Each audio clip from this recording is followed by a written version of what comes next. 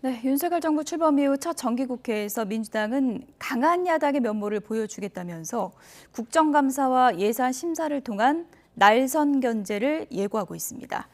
거대 야당의 원내 사령탑이죠. 박홍근 원내대표 연결해서 민주당의 정기국회 대응 방향 그리고 전국 현안에 대한 입장을 좀 들어보도록 하겠습니다. 원내대표님 안녕하십니까? 네, 안녕하세요. 네.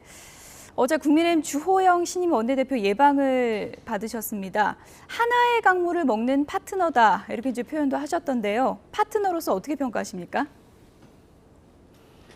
주호영 원내대표는 국민의힘 당내에서도 좀 신망이 높지만 우리 야당도 기대가 높으신 분이기도 합니다. 왜냐하면 이제 온화한 성품을 가지셨고 또 합리적인 판단력을 진심분으로 정평이 나 있기 때문이죠. 그래서 제가 어제 한 강물을 마시는 사람들이다. 다만 그런 표현도 제가 썼습니다. 같이 살아가야 되는 그런 경쟁자이면서도 또 파트너이지 적이 아닌데 거기다가 독국물을 넣어야 되겠냐 이렇게 얘기를 했는데 협치를 하려면 상호 신뢰가 중요하지 않습니까?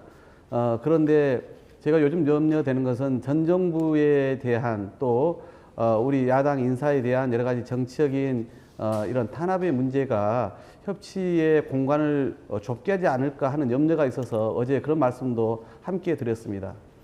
네, 모처럼 여야 원내대표 화기애애한 모습 봐서 참 좋았었는데 정기국회 일정은 참 만만치가 않을 것 같습니다. 민주당이 일찌감치 중점 입법과제를 선정했는데 이번 정기국회에서 이것만은 꼭 해야 된다라는 게 있다면 어떤 걸까요?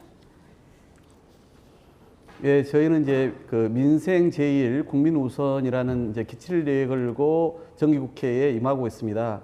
정기국회에 들어가기 전에 이미 169명 국회의원들로부터 민생을 대표하는 법안을 다 저희가 의견 수렴을 했습니다. 그 중에서 22개를 추렸고 그 22개 중에서도 7개를 좀 더 시급하게 처리하자라고 정의를 했거든요.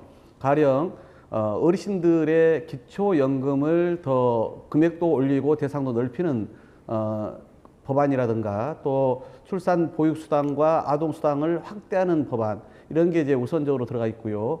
그 외에도 오늘도 미국이 금리 인상을 단행했는데 아마 국내 금리에도 큰 또 영향을 미칠 겁니다. 그러면 결국 가계부채의 부담이 커질 텐데 이것을 완화하기 위해서 불법 사채 금지라든가 또 이 폭리를 금지하는 법안이라든가 또는 회생 절차를 신속하게 하는 법안이라든가 이런 가계부채 대책 3법도 저희가 정리된 바가 있고요.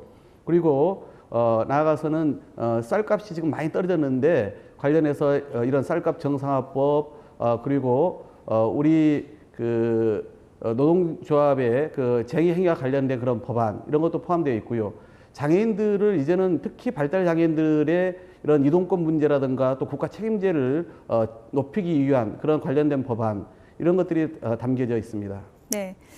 쟁점 법안 중요한 거 두 가지만 좀 구체적으로 여쭤보겠습니다. 먼저 쌀시장 격리를 의무화하는 양곡관리법이요. 지금 여야가 합의하지 못하고 있는 상황인데 당론으로 지금 처리 방침을 세웠는데 어떻게 추진하실 계획이십니까? 지난주에 이미 농해수위 소위를 통과했고요. 원래 이번 주에 통과를 전체 회수도 해야 합니다만은 정부 여당 측의 요청도 있고 해서 상임위원들이 한 번 더 좀 기다려 본다라고 해서 다음 주 26일 전체 회의가 예정되어 있습니다. 물론 정부가 이제 우리가 이렇게 강력히 추진을 하니까 25일에 이 쌀 문제와 관련된 종합대책을 발표한다고 그럽니다. 저희가 보기에는 아마 그 성난 이 농심을 다독거리기에는 미흡한 대책이 나올 것이다. 그리고 문제는 이게 해마다 반복돼서는 안 되지 않습니까? 그런 점에서 추가 격리를 통해서 쌀값을 안정화시키는 것뿐만 아니라 항구적으로 안정적인 그런 제도를 구비해서 이런 문제가 반복되지 않도록 해야 되지 않겠습니까? 저희는 이 쌀값 정상화법, 즉 양곡관리법을 반드시 이번 정기국회에 처리해야 한다고 하는 확고한 입장을 갖고 있습니다. 네. 물론 농민을 위한 대책이 필요하다는 데는 여야 이견이 없겠습니다만 이것으로 인해서 쌀 공급 과잉을 우려하는 목소리도 있고요. 또 여당 때는 못하다가 야당이 되니까 하는 거 아니냐 또 이런 지적도 있는 것 같습니다. 어떻게 생각하십니까? 어제 대통령께서 유엔 연설을 통해서 국제사회에서 대한민국의 유상 또는 역할에 대해서 강조를 하시던데요. 가령 할 수 있는 방법이라는 게 많습니다. 초과 생산된 쌀을 시장 정리하는 것뿐만 아니라 가령 ODA에 우리가 FTA를 통해서 의무적으로 수입하는 쌀의 일부를 제공할 수도 있지 않습니까? 좀 더 창의적인 방법을 강구할 수도 있습니다. 또한 사전 생산 조정을 통해서도 적정량을 관리할 수 있도록 해야 되지 않겠습니까? 그런데 현재 쌀값이 45년 만에 가장 큰 폭으로 지금 하락되어 있는 것이거든요. 쌀 생산 농민들이 또 농가들이 이번에 안을 그 소원의 소득액이 조단이라고 합니다. 이것을 국가가 방치해서는 더 이상 안 되는 것이죠.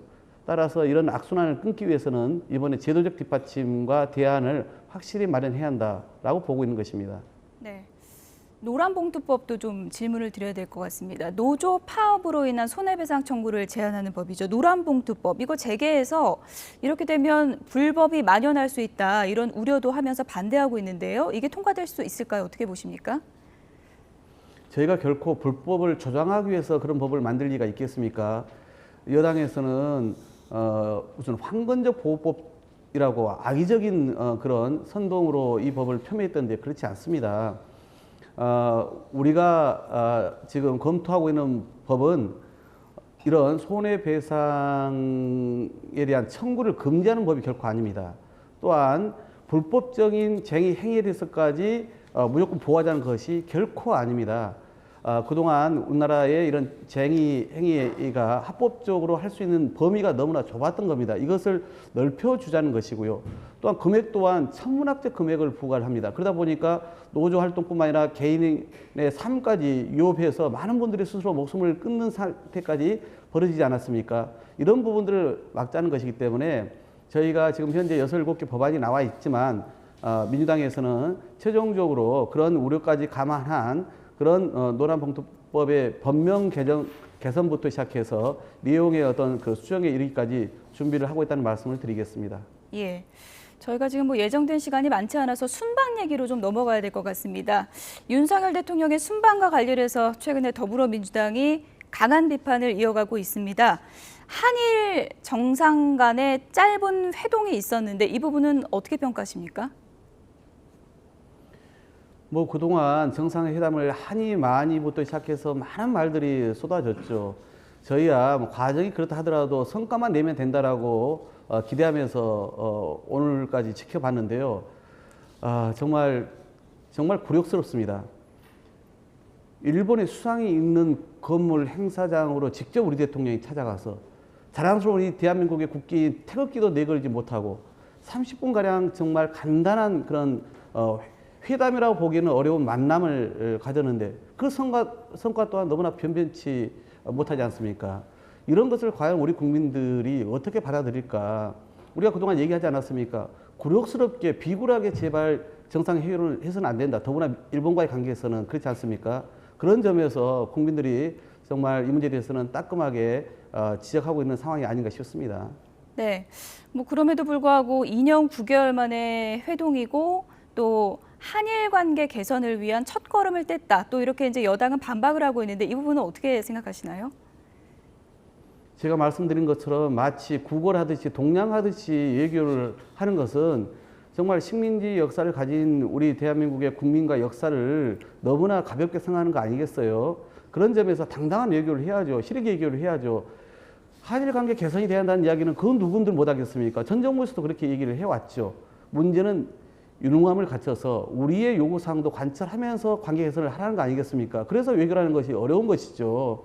만남 자체로 성과라고 얘기를 하는 것은 그건 우리 유초등학생들한테도 그렇게 마치 이게 능력인 양 자랑할 일은 결코 아니다라고 말씀드리고 싶습니다. 네, 한미 정상 간에는 뭐 정상회담이 있을지 굉장히 주목이 됐었는데 짧은 만남이 있었고 조금 전에 대통령실 발표는 미국의 인플레이션 감축법에 대한 우려는 전달을 했다. 이렇게 이제 얘기를 했는데요. 이 부분은 어떻게 보십니까? 참으로 기가 찹니다. 미국에서 이 인플레이션 감축법을 통과시킬 때까지 대한민국 정부는 깜깜이었습니다. 두 손 놓고 있었습니다. 되고 나서야 이제 부랴부랴 다각도로 좀 알아보고 있고, 그래서 지난번 국회가 여야를 초월해서 저희가 먼저 제안하면서 결의안까지 이미 마련하지 않았습니까? 정부가 당연히 해야 될 일이고, 대통령 만나면 당연히 이 문제를 언급하지 안 하고 오는 것이 책임 방기인 거죠. 그것을 언급했다는 것이 무슨 외교적 성과입니까? 관철을 하고 설득을 해내는 것이 성과여야 되는 것이죠. 그런데 일본에 대한 굴욕, 비굴 외교뿐만 아니라 결국 미국과의 관계에서도 빈손 외교만 하긴 한 거고, 더 나아가서는 공개됐습니다마는 동영상을 통해서 하다시피 대통령께서는 막말 발언을 통해서 또 이 외교 사고가 저질러진 거 아니겠습니까? 대통령 스스로 가서 혹을 떼지는 못할 망정, 오히려 혹을 붙이고 온 격이란 말이죠. 그러니까 우리가 여기에 대해서는 정말 국제망신, 외교 참사가 벌어진 것이다라고 국민을 대표해서 비판하지 않을 수가 없는 것입니다.